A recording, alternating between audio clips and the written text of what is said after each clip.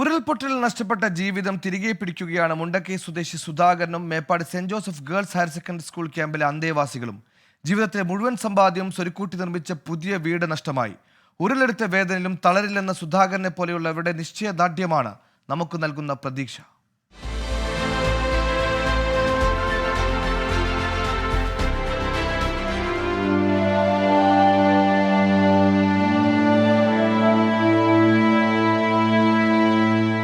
60 വർഷത്തെ സമ്പാദ്യം കൊണ്ട് നിർമ്മിച്ച പുതിയ കൊച്ചു വീട്. ഓണത്തിന് പാലുകാച്ചി കയറിക്കൂടാനായി ഓരോന്നോരോന്നായി സ്വരുക്കൂട്ടി വെച്ച് സ്വപ്നം കണ്ട ദിനങ്ങൾ. എന്നാൽ സ്വപ്നങ്ങൾക്കുമേൽ കരിനിഴൽ വീഴ്ത്തി മലവെള്ളം എല്ലാം കൊണ്ടുപോയി. ഇന്ന് ആ ദുരന്ത ഭൂമിയിൽ സുധാകരന്റെ വീട് അവശേഷിക്കുന്നുണ്ടെങ്കിലും ഉള്ളു മുഴുവൻ പൊള്ളയാണ്. ഇനി ഒരിക്കലും ആ വീട്ടിൽ കയറിക്കൂടാൻ സാധിക്കാത്ത വിധം. സ്വന്തമായി കെട്ടിയിട്ടുള്ള വീട് പൂർണ്ണമായിട്ടും ഞാൻ അതിൻ്റെ മണ്ണിനുള്ളിലാണെന്നാണ് ഞാൻ അറിഞ്ഞത്. പോയി നോക്കിയിട്ടൊന്നുമില്ല.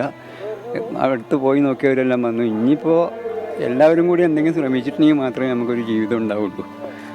ആകെ ഉണ്ടായിരുന്ന കടപ്പാണ്. പിന്നെ ബാങ്ക് ലോൺ എടുത്തിട്ടാണ് ഇത് ചെയ്തിട്ടുള്ളത്. ഇനിയിപ്പോൾ അവർ എൻ്റെ കൊണ്ട് പൈസ തിരിച്ചടക്കണം പറഞ്ഞാൽ ഒരു നിർവാഹം എൻ്റെ അടുത്തില്ല.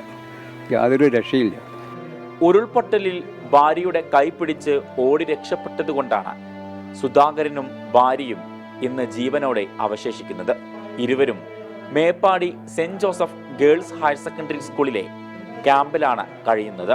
ഒറ്റയ്ക്കല്ല, കൂടെ ഞങ്ങളെല്ലാവരും ഉണ്ടെന്ന് ഉറപ്പു നൽകി ക്യാമ്പിലുള്ളവർ സുധാകരന്റെ 60ാം ജന്മദിനം ഗംഭീരമായി ആഘോഷിച്ചു.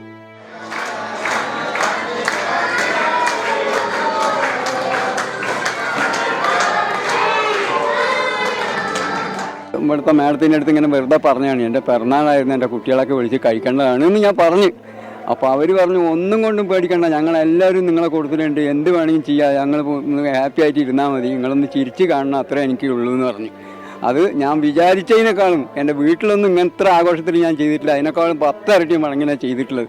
അതുകൊണ്ട് അവരിനെ എല്ലാവരുടെയും വളരെ സ്നേഹത്തോട് കൂടിയിട്ട് ഞാൻ നന്ദി അവരെ കൊണ്ട് പറയുകയാണ്. ഉരുൾപൊട്ടലിൽ എല്ലാം നഷ്ടമായവരാണ് മുണ്ടക്കയത്തെയും ചൂരൽമലയിലെയും ഓരോ സഹോദരങ്ങളും.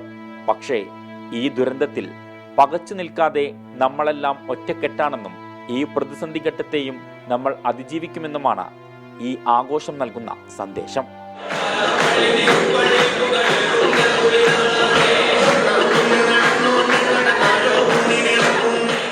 മുഹമ്മദ് അർഷാഖിനൊപ്പം ഷഹദ് റഹ്മാൻ, 24 വയനാട്.